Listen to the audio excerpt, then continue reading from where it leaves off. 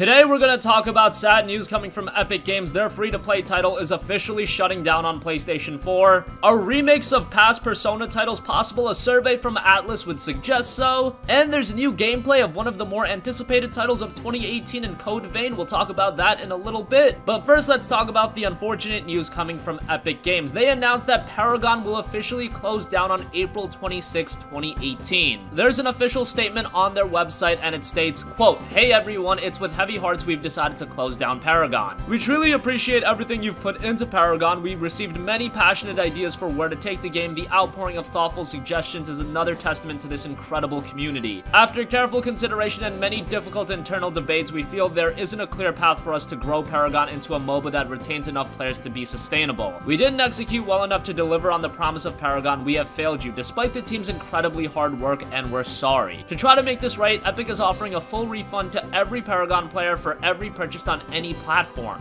This refund will come directly from Epic rather than your platform provider. To request your refund, follow these steps. And I won't go over the steps, but they continued with the post saying, "We'll continue operating Paragon servers until April 26, 2018 as the player population continues to decrease. Matchmaking times and quality will further degrade. Thank you for joining us on this journey and for your dedication to Paragon." But ever since its release, you could really sense that the game's community was dwindling, and unfortunately now it's closing down on April 2016. This is a sad reality of game development.